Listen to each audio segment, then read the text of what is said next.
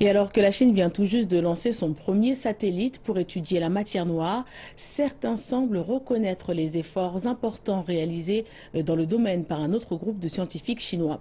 Les scientifiques de l'un des laboratoires de recherche les plus avancés du monde travaillent maintenant depuis près de 5 ans pour percer les mystères de cette matière noire. Dans la province du centre-ouest de la Chine, le Sichuan, les montagnes à perte de vue semblent indiquer aucune existence d'un laboratoire de recherche moderne. Mais ici se trouve l'un des laboratoires les plus avancés du monde sur les recherches relatives à la matière noire, le laboratoire de recherche souterrain Mianping. À la place d'un gros trou creusé dans la roche, les chercheurs ont opté pour un laboratoire incrusté à l'intérieur d'une cavité montagneuse, ce qui donne au lieu un aspect particulier, recouvert en son sommet par une paroi naturelle. La couche rocheuse au-dessus de nous a plus de 2400 mètres d'épaisseur, ce qui nous protège du passage de différents types de radiations cosmiques. Par exemple, si plus de 100 millions de neutrons se dirigent en notre direction depuis le sommet de la montagne, seulement un seul pourra pénétrer dans le laboratoire. Cette grande imperméabilité est en mesure de minimiser les risques d'interférence lorsque nous recherchons la matière noire.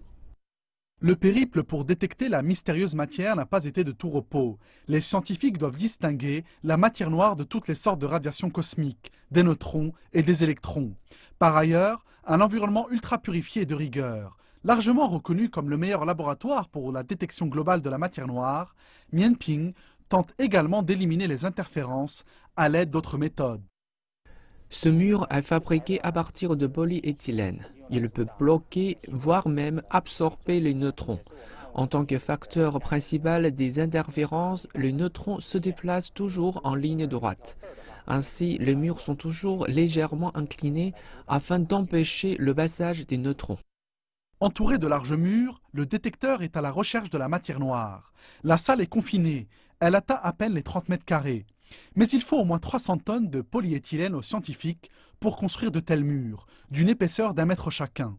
À côté de ces murs, de multiples matériaux ont été utilisés pour supprimer les interférences, notamment du plomb, du polyéthylène de borique et du cuivre non oxygéné hautement purifié. Avec tous les efforts réalisés dans les recherches au cours des 5 dernières années, les scientifiques sont déjà parvenus à des avancées majeures. Et maintenant, ils poursuivent leur exploration des contrées inconnues de l'univers lointain.